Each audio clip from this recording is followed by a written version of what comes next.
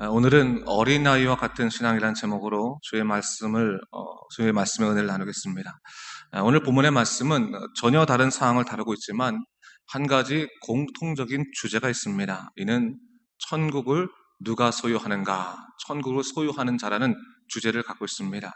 특별히 주님께서는 이 천국을 소유하는 자에 대해서 누구라고 말씀하십니까? 오늘 본문을 보니까 어린아이와 같은 자, 어린아이 같은 신앙을 가진 자를 천국을 소유한 자라고 말씀하십니다. 특별히 오늘 본문 13절부터 15절까지는 그런 의미에서 어린아이 같은 신앙에 대해서 주님께서 언급하시는 장면이 나오고요. 그리고 16절부터는 그렇다면 어린아이 같은 신앙을 갖지 못한 사람들의 결국 삶이 무엇이겠는가라는 점들을 오늘 본문을 통해서 이야기해 주고 있습니다. 여러분, 천국은 누구 것입니까? 우리 팔복에 보면요, 첫 번째 뭐 나오죠? 심령이 가난한 자는 천국이 저희 것이다, 이렇게 말씀하고 있어요. 심령이 가난하다고 하는 것이 무엇이겠습니까? 단지 우리의 물질이 가난하고 또 삶에 어려움이 있다는 것이 심령이 가난하다는 것이겠습니까? 심령이 가난하다고 하는 것은 그 마음속에 하나님의 나라가 온전히 갈급된 상태를 의미하는 것입니다. 하나님만을 구하고 하나님만을 바라는 것, 그래서 그것을 통해서 마치 가난한 자처럼 그렇게 갈망을 갖고 살아가는 자, 그것이 바로 이 심령이 가난한 자라는 뜻입니다. 오늘 어린아이에 같다고 하는 의미도 바로 그와 같은 것입니다. 여러분, 어린아이에 같다고 할 때는 우리가 크게 두 가지 의미를 생각할 수가 있어요. 첫 번째 뭡니까? 어린아이 같이 순수하고, 또 그렇죠? 어린아이 같이 의심 없고, 그런 순결한 마음을 말할 때 우리가 어린아이 같다라고 말할 때도 있고, 또 어린아이 같다는 말은 또 유치한 뜻도 있지만, 유치하다는 그런 뜻도 있지만, 또 하나 뭡니까? 무엇인가에 대해서 강하게 집착하고 갈망하는 것도, 그것도 어린아이 같은 모습이다 볼 수가 있습니다. 오늘 본문을 보니까요, 사람들이 예수께 나아올 때 어떤 사람들이 자기 아이들, 어린아이들을 데리고 왔습니다. 그래서 그를 좀 안수해 주기를 바라며 주님께 데리고 왔는데, 제 아들이 가로막았죠. 예수님이 피곤하시니까, 예수님께서 하실 일이 많으니까 어린아이들을 자꾸 데려오지 마십시오. 꾸짖어서 아마 막았던 것 같습니다. 그러니 예수님께서 그것을 보면서 어떻게 말씀하십니까? 어린아이들이 내게 오는 것을 막지 말라, 금하지 말라. 천국이 바로 이 어린아이 같은 사람들의 것이다. 이 어린아이와 같은 신앙을 갖고 있는 사람들의 것이다 라는 것을 오늘 본문에서 이야기해 주신 것입니다. 자, 제자들은 나름대로의 예수님의 그런 마음을 생각했던 것 같아요. 예수님이 피곤하실 것이고, 또 예수님께서 여러 가지 사역에 바쁠 것이고, 예수님을 배려해서 그 어린아이들을 막은 것이었지만, 어떻게 보면 이 제자들은 예수님의 마음을 읽지 못했던 것입니다. 예수님은 누구를 바라셨던 것입니까? 자신을 온전히 구하며, 그러니까 예수님을 온전히 구하며 예수님의 은혜만을 바라보며 다가오는 자들을 언제나 품어 안고 그들을 안수해주며 그들을 축복해주길 원하셨던 것이 예수님의 마음 아니겠습니까? 그래서 제자들 향해서 어린아이들을 내게 금하지 말라라고 말씀해 주신 것입니다. 자, 우리 그렇다면 한번 생각할 필요가 있습니다. 우리는 과연 어린아이와 같은 믿음을 갖고 있는 자인가? 매 순간 주님을 바라보며 의심 없이 주의 말씀이 내 삶 속에 이루어지길 원합니다라는 소망을 품고 주님께 나아가는 자인가를 동시에 돌아봐야 됩니다. 사실 우리는 살아가다 보면요, 너무나 많은 일로 인해서 스스로 하나님의 뜻도 제한할 때가 얼마나 많은지 몰라요. 무엇인가 우리가 기도하기도 전에, 무엇인가 하나님 앞에 나아가기 전에 하나님께서는 기뻐하지 아니하신다, 하나님께서는 들어오시지 아니하신다라고 생각하며 스스로 기도를 차단하고 스스로 우리의 믿음을 제한할 때가 얼마나 많이 있습니까? 근데 여러분, 이렇게 자기를 스스로 제한하는 자에게는 천국이 저희 것이 되지 못합니다. 여러분, 천국이라는 것이 뭡니까? 결국 하나님 나라, 그 하나님의 모든 권능이 천국을 의미하는 것 아니겠습니까?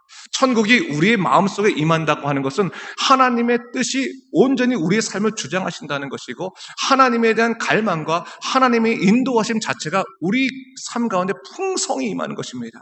이 풍성이 임하기 위해서 우리의 마음은 어때야 될 거야? 항상 어린아이처럼 의심 없이 순수하게 주님의 능력들을 바라며 구하며 주님을 바라보는 것, 그것이 얼마나 중요한지 몰라요. 그런 의미에서 여러분, 16절 이후에 부자 청년의 비유를 우리가, 부자 청년의 그런 그 말씀을 우리가 또 생각해 볼 수 있다는 거죠. 어떤 사람이 주님께 나왔습니다. 그러면서 뭐라고 말합니까?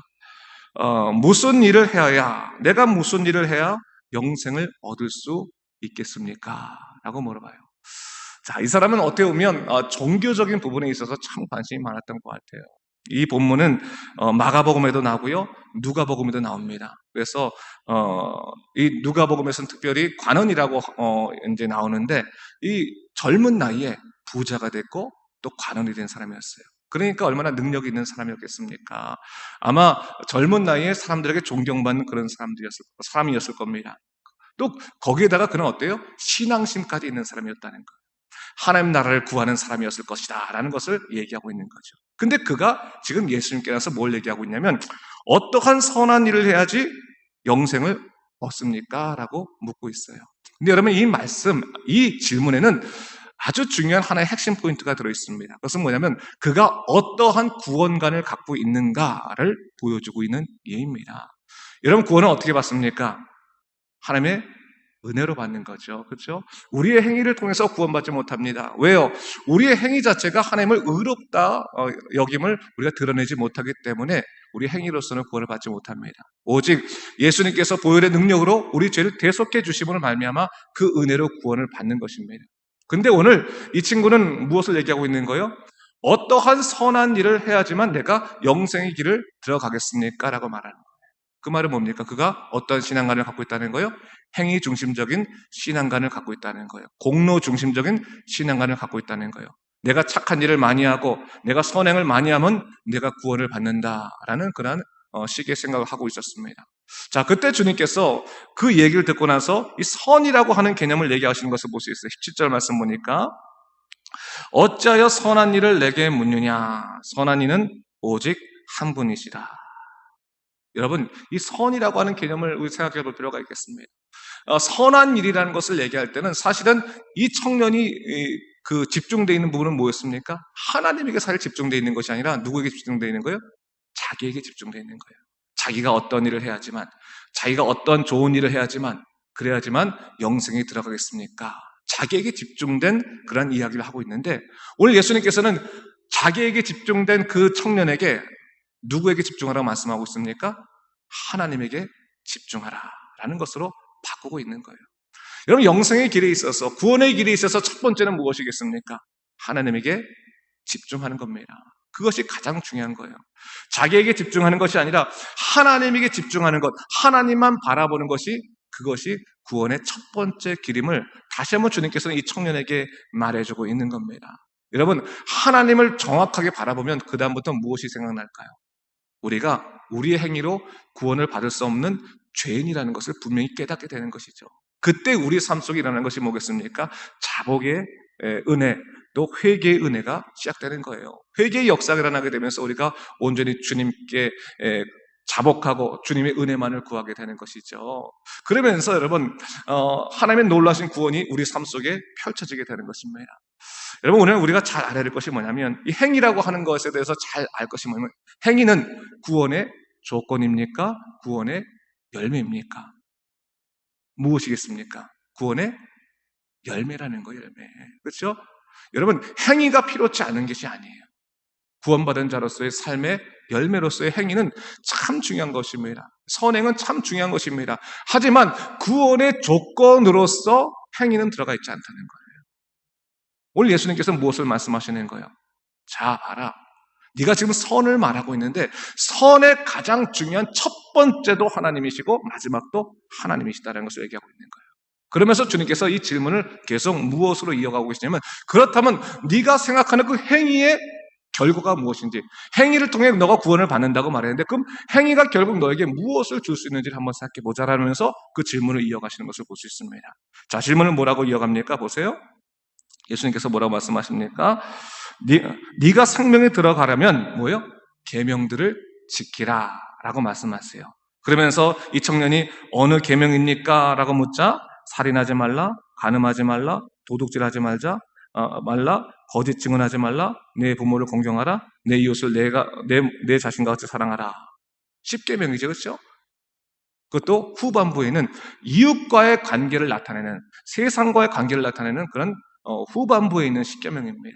그런 계명들을 이렇게 말씀해 주십니다. 그 말씀을 진짜 이 청년이 어떤 말을 하게 됩니까? 이 모든 것을 내가 지켰습니다. 그런데 아직도 무엇인가가 부족합니까? 라고 말하는 거예요. 이러면 사람이란 존재가요, 어떻게 보면 자기에게 집중되어 있고 자기의 행위를 생각하게 되면 교만하게 딱 싶습니다. 어떻게 사람들이 모든 계명을 다 지킬 수 있겠습니까? 어떻게 사람들이 하나님 말씀대로만 살 수 있겠습니까? 사실 하나님께서 은혜로 우리를 이끌어 주시지 않는다면 우리는 하나님 말씀대로 살 수 없는 것입니다. 근데 자기 자신에게 집중되어 있는 삶이다 보니까 결국 뭐예요? 내가 다 지켰습니까? 다 지켰습니다. 또 어떤 것이 필요하겠습니까? 라고 오히려 주님께 반문하는 것을 볼 수 있어요. 어떻게 보면 영적인 자만을 드러내고 있다고 볼 수 있죠. 근데 주님께서 한 가지 질문 통해서 그를 고꾸라뜨리는 것을 볼 수 있습니다. 뭘 얘기합니까? 21절 보니까 21절 말씀 제가 읽어보겠습니다. 예수께서 이르시되 네가 온전하고자 할진대 가서 네 소유를 팔아 가난한 자들에게 주라. 그래야만 하늘에서 보화가 내게 있으리라. 그리고 와서 나를 따르라 하시니. 네가 이제 그 계명들을 다 지켰다고 말하니까 나를 따르는 방법을 알려주마. 네가 지금 소유가 참 많이 있는데 그 소유를 다 팔아서 가난한 자들에게 나누어줘라. 그 나누어주는 그 순간에 하늘의 보화가 내게 쌓이게 될 것이다 라는 것을 얘기해 주시는 거예요. 그때 이 청년에게 영적인 벽에, 한계에 그가 부닥치게 되는 것을 볼 수 있죠. 그는 한 번도 하늘의 보화에 대해서 생각해 본 적이 없는 거예요. 땅의 보화, 내 것을 가지고 하나님께 충성할 수 있다고 생각했지, 하나님께 온전히 내 인생을 드리면서 하늘의 보화가 쌓여질 수 있다는 것도 생각하지 못했고, 또 하나 뭡니까? 그의 신앙도 뛰어넘지 못하는 벽이 뭐예요? 그의 물질에 대한 욕망이었다는 것을 얘기하고 있는 거예요. 결국 그가 충성을 다했다고 하는 결국 행위라는 것이 뭡니까? 자기가 할 수 있을 만큼만, 또한 뭡니까? 자기가 하고 싶은 만큼만 그렇게 행함을 통해서 그것을 충성이라고 생각하고 그것을 구원의 조건이라고 이해했다고 하는 사실입니다. 여러분, 우리가 예수 믿는 사람들이 주님께 충성을 다하겠다고 말하는데 한번 생각해 보세요. 충성이라는 것이 뭘까요, 여러분? 내가 할 수 있는 것들, 내가 하고 싶은 것들을 다하는 것이 충성일까요? 아니면 내가 할 수 없는 것들도, 내가 하기 싫은 것도 내려놓고 주님께 나아가는 것이 충성일까요? 주님께서 우리에게 충성된 종을 원하시는데, 그렇죠? 충성됨을 원하시는데, 과연 우리는 내가 하고 싶은 것만 주님께 충성을 하고, 그리고 내가 하기 싫은 것은 주님을 향해 등 돌리는 사람이 아닌가를 생각해 봐야 될 것이죠. 그렇죠? 여러분, 바로 그것을 우리에게 묻고 계신 거예요. 네가 정말로 천국을 네가 소유하겠으면 어린아이와 같은 마음을 갖기 위해서는 너희가 진짜 하늘나라의 보화, 하나님만을 구하며 나아갈 때 너는 세상의 모든 것들도 다 내려놓고 주님만 바라보고 따라올 수 있을 것이다 라는 것을 오늘 본문에서 이야기해주고 있는 것이죠. 그러면서 22절 말씀 보니까 이렇게 말합니다. 그 청년이 재물이 많으므로 이 말씀을 듣고 근심하며 가니라 했어요.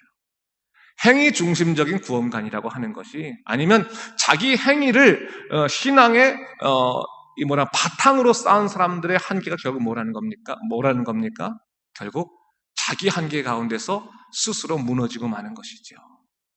그러나 이 청년이 근심하고 돌아갔다고 해서 영원히 희망이 없는 것이 아니라, 그러나 그가 자기의 부족함을 깨닫고 주님 앞에 무릎 꿇고 하나님, 저는 죄인입니다. 저는 주님께서 이끌어 주시지 아니한다면 아무것도 할 수 없습니다라고 고백하는 그 순간에 그는 하나님의 뜻에 따라 따라올 수 있는 삶이 되고, 그럴 때 삭개오처럼 자기 재산을 팔아서 가난한 사람들에게 나눠줄 수 있는 그러한 영적인 결단들도 할 수 있게 되는 것입니다.